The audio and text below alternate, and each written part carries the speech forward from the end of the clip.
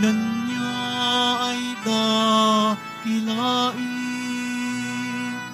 Panginoon ay purihin, ngalan niya ay dakilain. Panginoon, ikaw ang may likha ng langit, dagat at lupa, ng buwan, araw at mga bituin, tanang nilalang sa papawirin. Panginoon ay purihin, ngalan niya ay dakilain. Panginoon ay purihin, ngalan niya ay dakilain.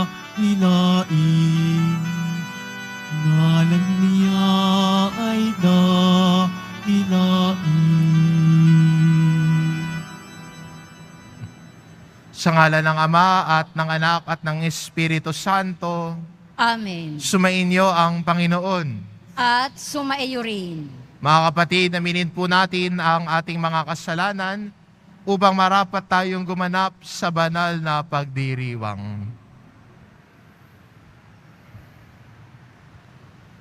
Inaamin ko Sa makapangyarihang Diyos at sa inyo, mga kapatid, nalubha akong nagkasala sa isip, sa salita at sa gawa, at sa aking pagkukulang. Kaya isinasamo ko sa mahal na Birheng Maria, sa lahat ng mga anghel at mga banal, at sa inyo, mga kapatid, na ako'y ipanalangin sa Panginoong ating Diyos.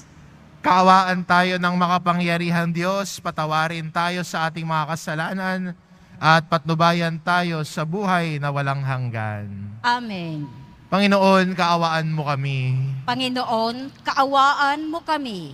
Kristo, kaawaan mo kami. Kristo, kaawaan mo kami. Panginoon, kaawaan mo kami. Panginoon, kaawaan mo kami.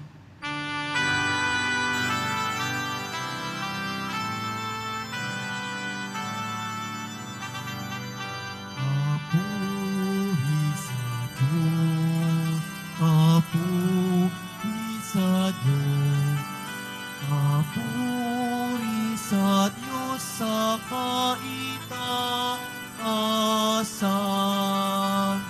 at sa lupa'y kapayapaan, at sa lupa'y kapayapaan sa mga taong kinalulugdan niya. Pinupuri ka namin, dinarangal ka namin, sinasamba ka namin, ipinagbubunyi ka namin, pinasasalamatan ka namin. Dahil sa dakila mo ang king kapurihan, Panginoong Diyos, Hari ng langit, Diyos amang makapangyarihan sa lahat, Panginoong Jesucristo, bugtong na anak, Panginoong Diyos, Kordero ng Diyos, anak ng Ama. Ikaw na nag-aalis ng mga kasalanan ng sanlibutan. Maawa ka, maawa ka sa amin. Ikaw na nag-aalis ng mga kasalanan kasalanan ng sanlibutan. Tanggapin mo ang aming kahilingan. Tanggapin mo ang aming kahilingan. Ikaw na naluluklok sa kanan ng Ama, maawa ka sa amin, sapagkat ikaw lamang ang banal at ang kataas-taasan. Ikaw lamang, O Jesucristo, ang Panginoon, kasama ng Espiritu Santo sa kadakilaan ng Diyos Ama. Amen. Ng Diyos Ama. Amen. Papuri sa Diyos. Papuri sa Diyos. Papuri sa Diyos sa kainan.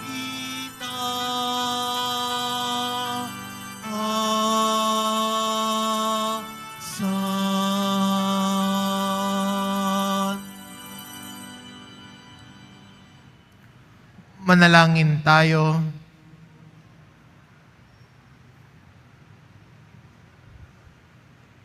Ama naming makapangyarihan, ipagkaloob mong kami makasamba sa iyo na may loobing taimtim na totoo, at kami rin naway magmahal sa aming kapwa-tao nang may damdaming ibinubunsod ng iyong Espiritu sa pamamagitan ni Hesukristo kasama ng Espiritu Santo magpasawalang hanggan. Amen. Magsiupo muna ang lahat.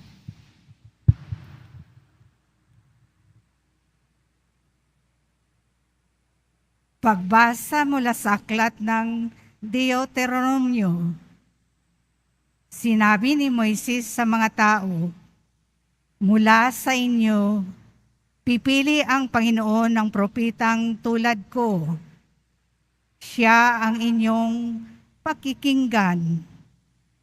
Ito'y katugunan sa hiling ninyo sa Panginoon nang kayo'y nagkatipon sa Horeb. Ang sabi ninyo, huwag mo nang iparinig uli sa amin ang tinig ng Panginoon na ipakita pa ang kakilabot na apoy na ito pagkat tiyak na mamamatay kami. Sinabi naman niya sa akin, tama ang sabi nila. Kaya pipili ako ng propetang tulad mo. Sa kanya ko ipasasabi ang ibig kong sabihin sa kanila. Sino mang hindi makinig sa kanya ay mananagot sa akin. Ngunit tiyak na mamamatay ang propetang mangahas magsalita sa pangalan ko nang hindi ko pinahintulutan o magsalita sa pangalan ng alimang Diyos-Diyosan. Ang salita ng Diyos. Salamat sa Diyos. Panginooy inyong dinggin, huwag niyo siyang salungatin. Panginooy inyong dinggin, huwag niyo siyang salungatin. Tayo ay lumapit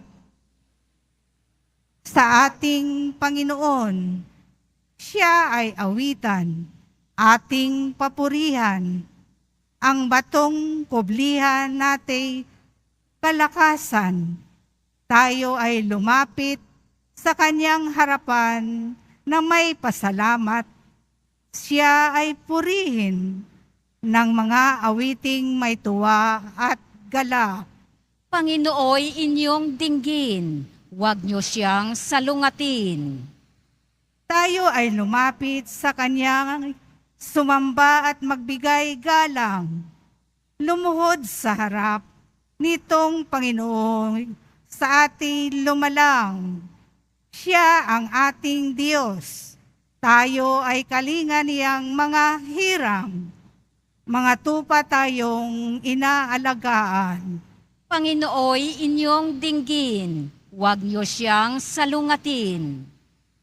Ang kanyang salita ay ating pakinggan. Iyang inyong puso'y huwag patigasin, tulad ng ginawa ng inyong magulang, nang nasa Meriba sa ilang ng Masa.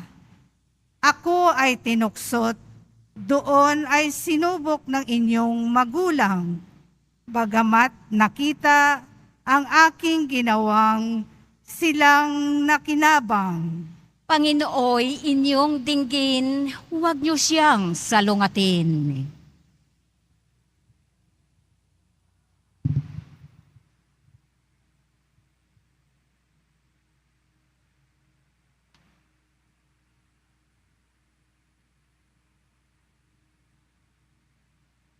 Pagbasa mula sa unang sulat ni Apostol San Pablo sa mga taga-Korinto. Mga kapatid, ibig ko kayong malayo sa mga alalahanin sa buhay. Ang pinagsusumakitan ng lalaking walang asawa ay ang mga gawain ukol sa Panginoon, sapagkat ibig niyang maging kalugod-lugod sa Panginoon. Ngunit ang pinagsusumakitan ng lalaking may asawa ay ang mga bagay ng sanlibutang ito, sapagkat ibig niyang makapagbigay lugod sa kanyang asawa. Dahil dito, hati ang kanyang pagmamalasakit. Gayon din naman, ang pinagsisikapan ng dalaga o babaeng walang asawa ay ang mga bagay na ukol sa Panginoon, sapagkat ibig niyang maitalaga ng lubusan ang sarili sa paglilingkod sa Panginoon.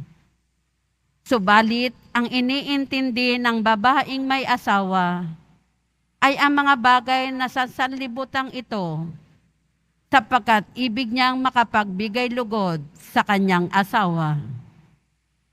Sinasabi ko ito upang tulungan kayo. Hindi ko kayo hinihigpitan. Ang ibig ko'y madala kayo sa maayos na pamumuhay at nang lubusang kayong makapaglingkod sa Panginoon. Ang salita ng Diyos. Salamat sa Diyos. Magsitayo na po ang lahat.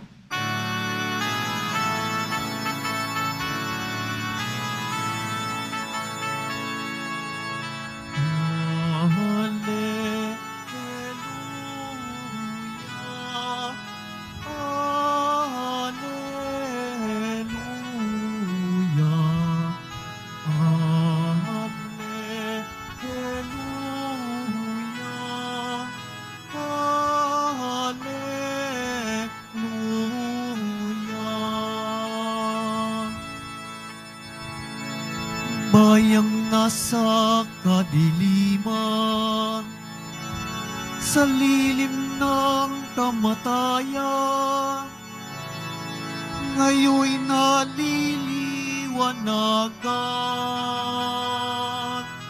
Hallelujah, hallelujah, hallelujah, hallelujah.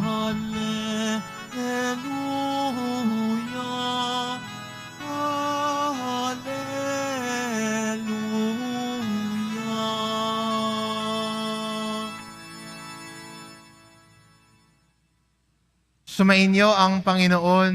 At sumaiyo rin. Ang mabuting balita ng Panginoon ayon kay San Marcos. Papuri sa iyo, Panginoon. Noong panahong iyon, si Jesus at ang mga alagad ay nagpunta sa Capernaum. Nang sumunod na araw ng pamamahinga, ay pumasok si Jesus sa sinagoga at nagturo. Namangha ang mga tao sapagkat nagturo siya sa kanila na parang isang may kapangyarihan at hindi tulad ng mga iskriba. Bigla naman pumasok sa sinagoga ang isang lalaking inaalihan ng masamang espiritu at sumisigaw, "Ano ang pakialam mo sa amin, Jesus na taga Nazaret? Naparito ka ba upang puksain kami? Kilala kita, ikaw ang banal na mula sa Diyos." Ngunit iniutos ni Jesus sa masamang espiritu, "Tumahimik ka, lumabas ka sa kanya." Pinapangisay ng masamang espiritu ang tao at sumisigaw na lumabas. Nang gilalas ang lahat, kaya't sila'y nagtanungan, "Ano ito? Bagong aral?" Nauutusan niya pati ang masasamang espiritu at sinusunod naman siya. At mabilis na kumalat sa buong Galilea ang balita tungkol kay Jesus. Ang mabuting balita ng Panginoon. Pinupuri ka namin, Panginoong Heso Kristo. Magsiupo muna ang lahat.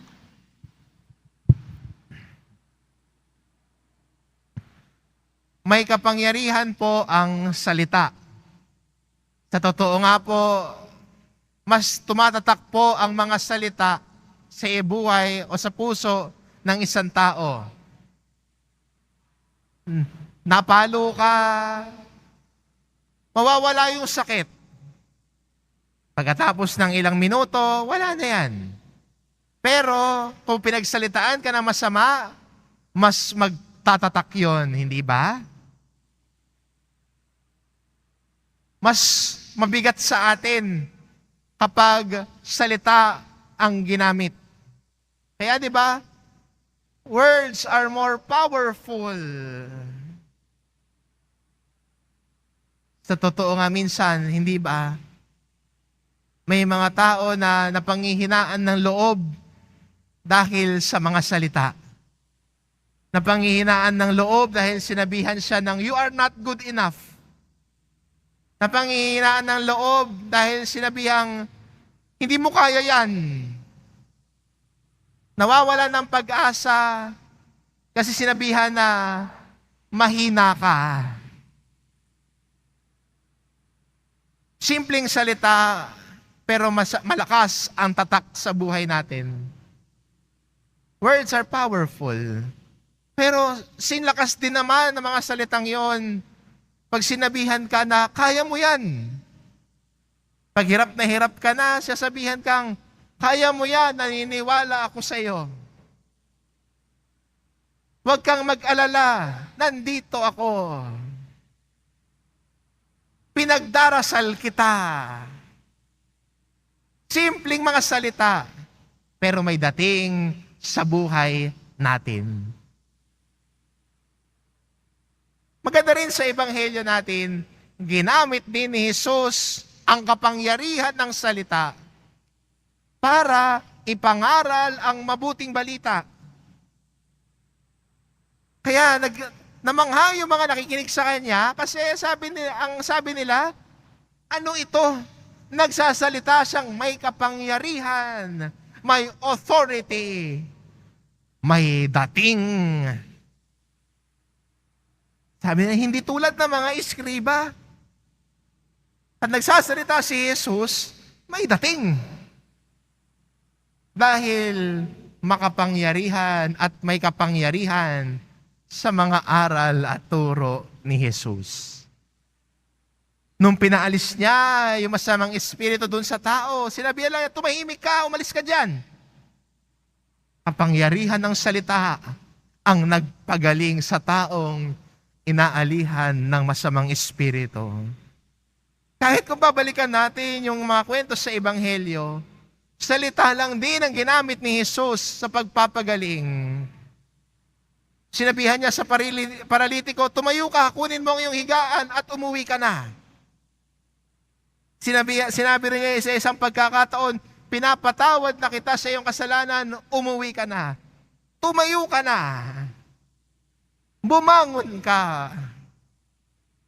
Itong mga salitang to, ginamit ni Jesus para magbigay kagalingan. Maganda rin po sa atin bilang Kristiyano. Gamitin din natin ang kapangyarihan ng salita para hindi para manakit. Hindi para mambaba ng kapwa natin o manira ng kapwa natin. Gamitin sana natin ang kapangyarihan ng salita para magbigay pag-asa sa mga nawawalan nito. Sana gamitin natin yung kapangyarihan ng salita para maghilom sa mga ugnayan na nasira dahil din sa salita. Kung alam nyo lang ang kapangyarihan na pwedeng madulot sa isang tao ng salitang, I'm sorry, patawad, nagkamali ako, patawarin mo ako. Simpleng mga salita, pero pag binigkas ito ng may buong puso, nagdudulot ito ng paghilom. Sabihin mo dun sa may nasabi kang hindi maganda. Sasabihin mo, sorry sa nasabi ko kanina. Patawarin mo ako at hindi ko na uulitin yon. Simpleng mga salita, pero nagdudulot ng paghihilom sa puso ng isang taong nasaktan. Minsan ayaw lang natin sabihin yung mga salitang yon kasi feeling natin mataas tayo. Ayaw natin tanggapin yung pagkakamali natin o pagkukulang natin. Alam niyo ang tawag doon? Pride. Ang tao ayaw humingi ng kapatawaran. Siya ay nagmamataas. Nagpapakataas. Pero sabi ni Jesus, ang nagpapakataas, ibababa. At ang paghingi natin ng tawad ay hindi lang po pag nagkakamali tayo. Ang paghingi ng tawad ay nagtuturo din sa atin ng pagpapakumbaba.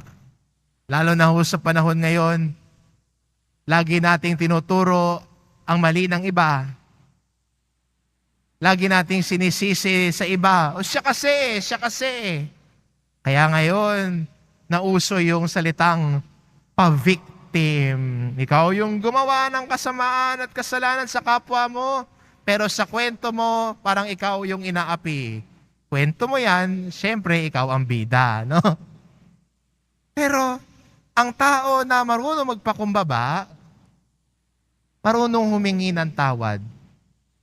At sa simpleng mga salita, nagdudulot na ito ng paghilom at paggaling sa kapwa natin, lalo na sa taong iyong nasaktan. Words can heal. Pangalawa ho, ang ginamit din ni Jesus ay ang salita para ipahayag ang mabuting balita. Maganda rin pong imbitasyon sa atin bilang Kristiyano na sana at bilang mga deboto na mahal na pong Jesus Nazareno, na ang salita ng Diyos ay maging gabay natin sa buhay. Hindi ba minsan parang nawawalan tayo ng direksyon, napapagod sa paglalakbay natin. Kaya lumalapit ulit tayo sa salita ng Diyos para magbigay pag-asa sa atin. When we lose hope, we turn to God's Word. His words that give us hope.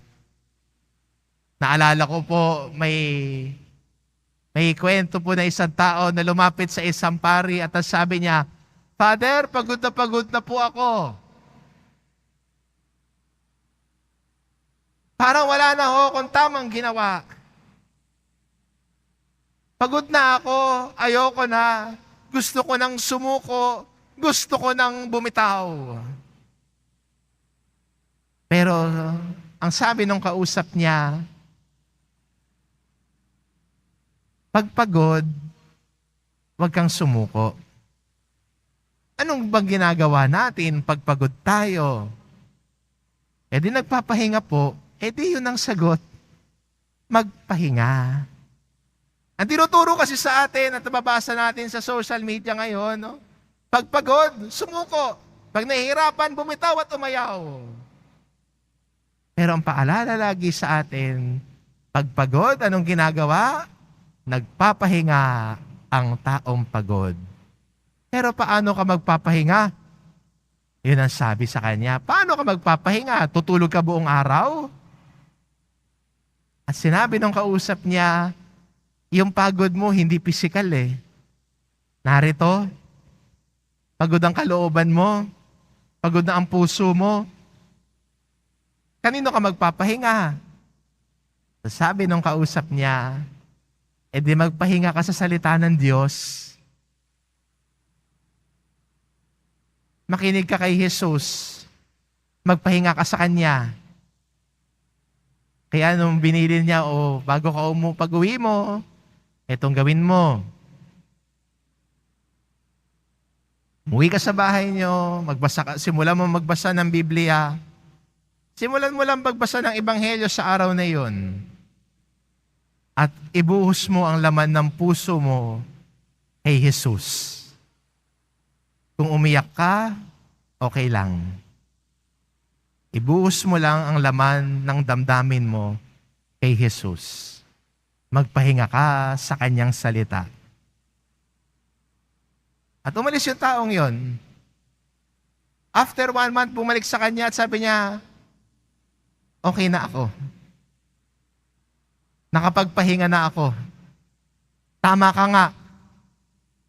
Nakasumpong ako ng kapahingahan sa salita ng Diyos. Mga kapatid, ang salita ay makapangyarihan. May kapangyarihan po sa salita. Nagbibigay paghilom. At tulad din ng salita ng Diyos, nagbibigay din po ito ng pag-asa sa ating lahat. Gamitin natin ang kapangyarihan ng salita na gawin din ito. Magbigay paghilom at magbigay pag-asa sa lahat. Words have power and words can change the lives of each and every one of us. Let us use words the right way. Hindi para manakit, hindi para manira, hindi para mambaba, kundi maghilom at magbigay pag-asa. Amen. Magsitayo na po ang lahat.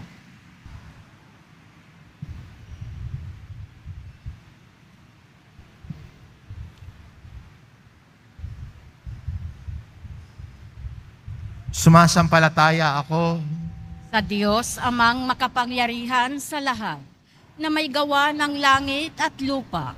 Sumasampalataya ako kay Hesukristo, iisang anak ng Diyos, Panginoon nating lahat. Nagkatawang tao siya, lalang ng Espiritu Santo.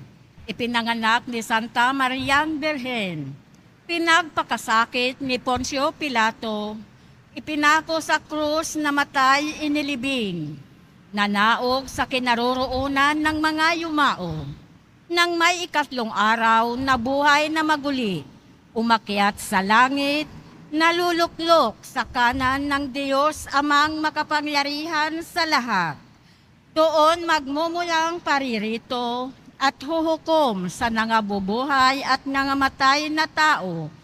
Sumasampalataya naman ako sa banal na simbahang Katolika, sa kasamahan ng mga banal, sa kapatawaran ng mga kasalanan, sa pagkabuhay na muli ng nangamatay na tao, at sa buhay na walang hanggan. Amen. Minamahal ko mga kapatid, dumalangin tayo sa Diyos Ama, nabigyan tayo ng panibagong buhay kay Kristo, ang salitang nagkatawan tao na siyang dumating upang magpagaling, magpatawad at ialay ang kanyang buhay para sa lahat. Taimtim tayong manalangin. Panginoon, buhay na salita, dinggin mo ang aming panalangin. Panginoon, buhay na salita, dinggin mo ang aming panalangin.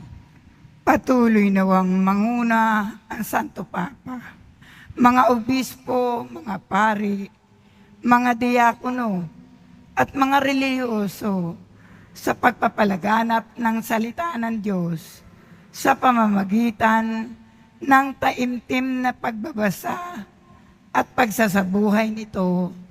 Manalangin tayo. Panginoon, buhay na salita, dinggin mo ang aming panalangin. Makinig nawa ang mga namumuno sa pamahalaan, sandatahan lakas sa salita ng Diyos, at itaguyod ito sa kanilang pagtatanggol ng buhay ng bawat mamamayan, lalo na mga walang tinig at inaapi. Manalangin tayo. Panginoon, buhay na salita, dinggin mo ang aming panalangin. Pahalaga nawa ng kabataan ang kanilang oras at buhay, at gugulin nawa nila ang kanilang mga malayang sandali sa pakikinig, pagbabasa, at pagbabahagi ng salita ng Diyos. Manalangin tayo.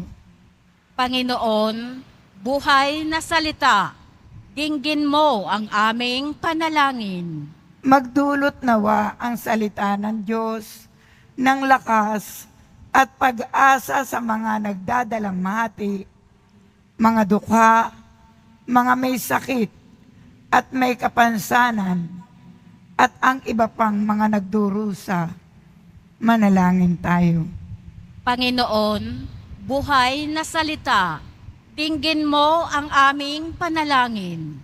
Naway mabatid natin ang ating kakulangan sa pangangalaga at pagsasaalang-alang sa ating pagkalahatang tirahan at sa mga kasama nating tumitira dito, upang tayo'y maging mas mapag-aruga at maunawain. Manalangin tayo. Panginoon, buhay na salita, dinggin mo ang aming panalangin. Mapagmahal na Ama, dinggin mo ang iyong bayan. Bigyan mo kami ng lakas at tapang na tanggapin ang iyong paanyayang ipahayag ang paghahari mo sa pamamagitan ng aming salita at mga gawa. Alang-alang kay Kristong aming Panginoon. Amen. Magsiupo muna ang lahat.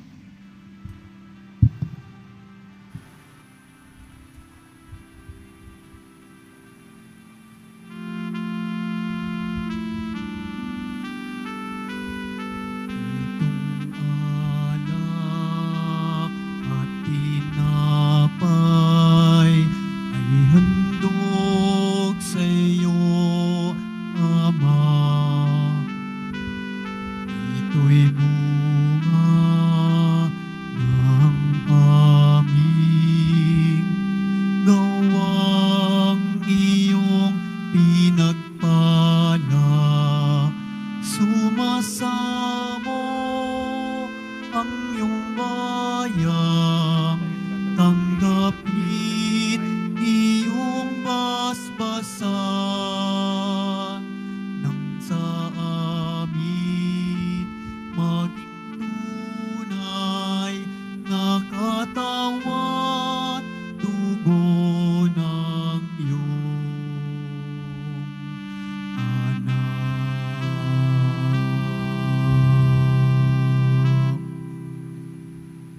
Magsitayo na po ang lahat. Manalangin kayo mga kapatid upang ang paghahain natin ay kalugdan ng Diyos amang makapangyarihan. Tanggapin nawa ng Panginoon itong paghahain sa iyong mga kamay, sa kapurihan niya at karangalan sa ating kapakinabangan at sa buong sambayanan niyang banal.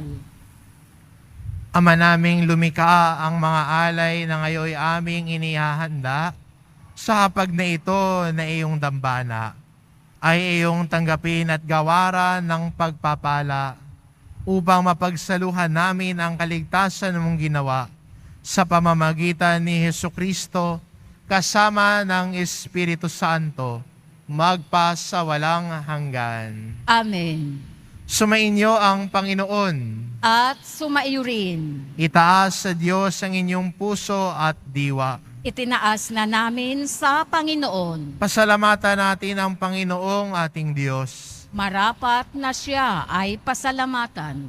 Ama naming makapangyarihan, tunay ngang marapat na ikaw ay aming pasalamatan sa pamamagitan ni Hesukristo na aming Panginoon. Siya ay naging kapwa naming maaasahan upang may mangunang umako sa pananagutan. Dahil hangad mong magbago ang kinamihas ng pagkakanya-kanya ng sangkatauhan.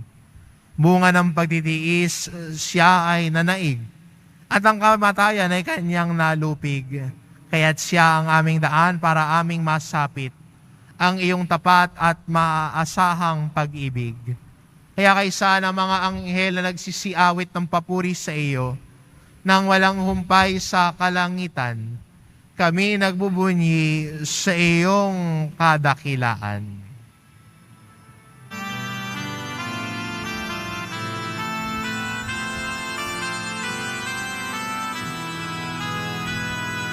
Santo, Santo, Santo, Panginoong Diyos ng mga hukbo. Napupuno ang langit at lupa ng kadakilaan mo. O sana sa kaitaasan,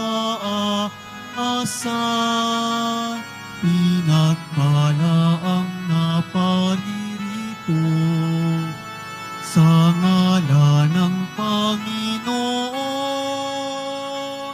O sana sa kaitaasan.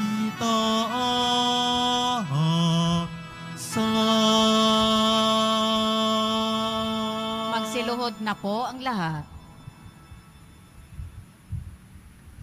Ama naming banal, ikaw ang bukal ng tanang kabanalan, kaya't sa pamamagitan ng iyong Espiritu gawin mong banal ang kaloob na ito, upang para sa amin maging katawan at dugo ng aming Panginoong Hesukristo. Bago niya pinagtiis ang kusang loob na maging handog, hinawakan niya ang tinapay, pinasalamatan kanya. Pinagati-hati niya iyon, iniabot sa kanyang mga alagad at sinabi, "Tanggapin ninyong lahat ito at kanin. Ito ang aking katawan na iahandog para sa inyo."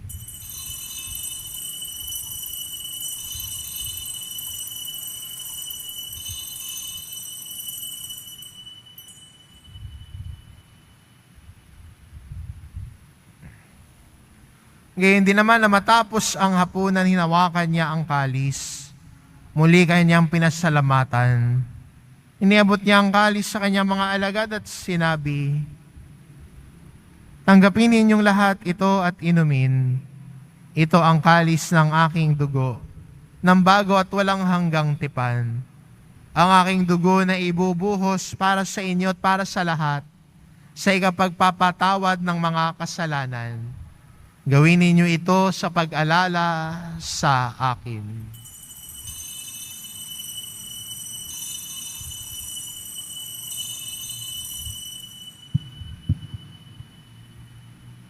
Magsitayo na po ang lahat.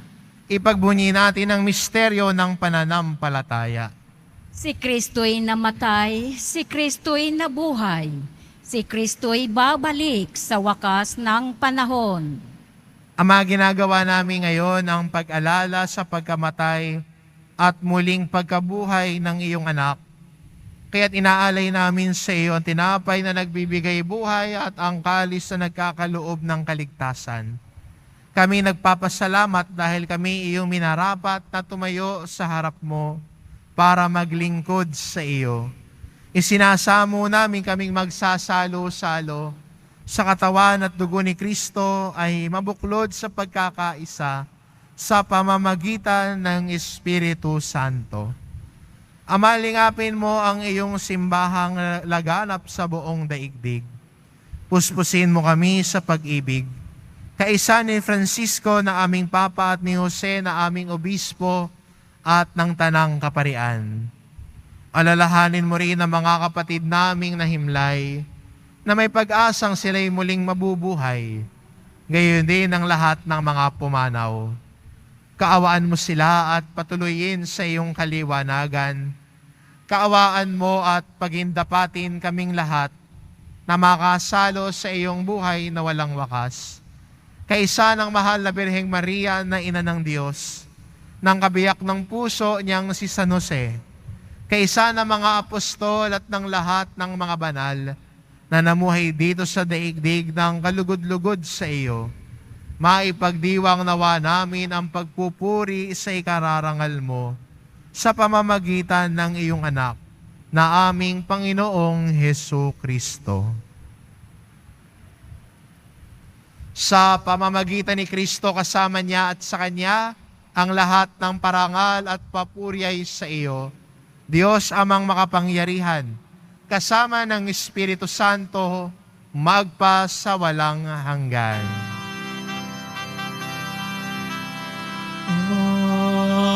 Amen. Amen.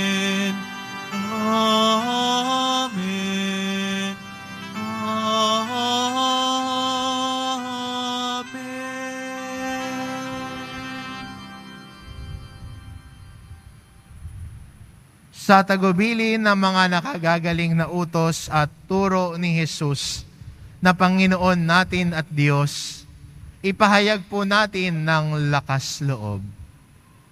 Ama namin, sumasalangit ka, sambahin ang ngalan mo, mapasa amin ang kaharian mo, sundin ang loob mo dito sa lupa para nang sa langit. Bigyan mo kami ngayon ng aming kakanin sa araw-araw at patawarin mo kami sa aming mga sala para nang pagpapatawad namin sa nagkakasala sa amin. At huwag mo kaming ipahintulot sa tukso at iadya mo kami sa lahat ng masama. Hinihiling namin kami adya sa lahat ng masama. Pagkalooban ng kapayapaan araw-araw, iligtas sa kasalanan at ilayo sa lahat ng kapahamakan. Samantalang aming pinananabikan ng dakilang araw ng pagpapahayag ng tagapagligtas naming si Hesu Kristo. Sapagkat iyo ang kaharian at ang kapangyarihan at ang kapurihan magpakailanman. Amen. Panginoong Jesucristo, sinabi mo sa iyong mga apostol, kapayapaan ang iniiwan ko sa inyo, ang aking kapayapaan ang ibinibigay ko sa inyo. Tunghayan mo ang aming pananampalataya at huwag ang aming pagkakasala. Pagkalooban mo kami ng kapayapaan at pagkakaisa, ayon sa iyong kalooban, kasama ng Espiritu Santo, magpasawalang hanggan. Amen. Ang kapayapaan ng Panginoon ay laging sumainyo. At sumaiyo rin. Magbigayan kayo ng kapayapaan sa isa't isa.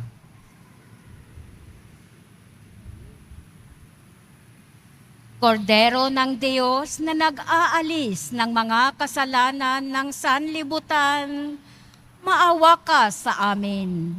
Kordero ng Diyos na nag-aalis ng mga kasalanan ng sanlibutan, maawa ka sa amin.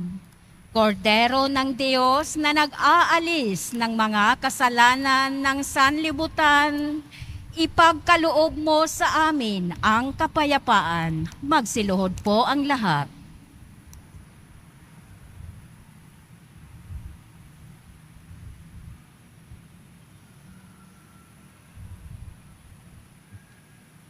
Ito ang kordero ng Diyos, ito nag-aalis ng kasalanan ng sanlibutan.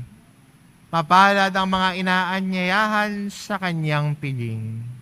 Panginoon, hindi ako karapat-dapat na magpatuloy sa iyo, ngunit sa isang salita mo lamang ay gagaling na ako.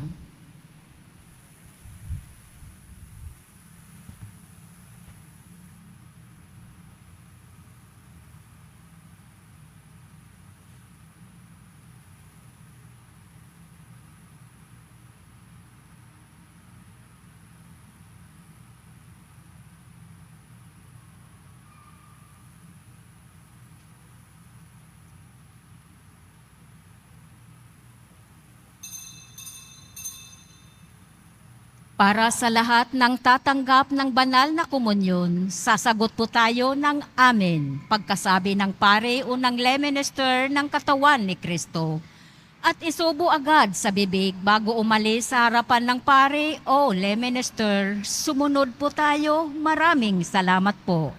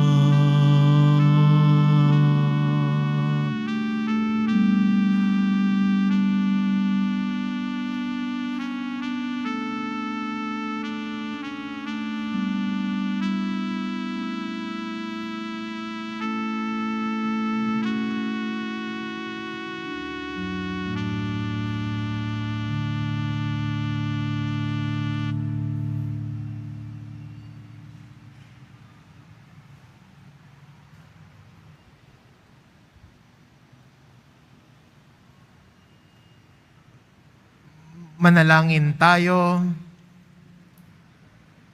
Ama naming mapagmahal, kaming nagsipakinabang sa piging ng aming kinamtang kaligtasan, ay humihiling na iyong bigyang kaunlaran sa pananampalatayang wagas kailanman. Sa tulong ng panubos na ngayoy iyong bigay, sa pamamagitan ni Hesukristo, kasama ng Espiritu Santo, magpasawalang hanggan. Amen. Sumainyo ang Panginoon. At sumaiyo rin. Mahal na pong Isus Nazareno, inihayag mo sa pamamagitan ng krus ang walang maliw na pag-ibig ng Diyos sa sangkatauhan. Pakinggan mo ang kahilingan ng iyong angka na nagsusumamo sa iyo. Makakamtan nawa nila ang iyong katugunan at tanggapin ang kasagutan ng may utang na loob na tinatanaw. Basbasan din po ninyo ang mga may dala-dala nilang imahen at dasalan sa pamamagitan ng bendisyon na ito, na may maalala nila ang mga pangako nila noon sa binyag, na ikaw ang kanilang iibigin at paglilingkuran bilang Panginoon, magpasawalang hanggan. Amen. At pagpalain kayo ng ating mapagmahal na Diyos, ang Ama at ang Anak at ng Espiritu Santo. Amen. Humayo kayo, taglay ang kapayapaan ng poong Jesus Nazareno. Salamat sa Diyos.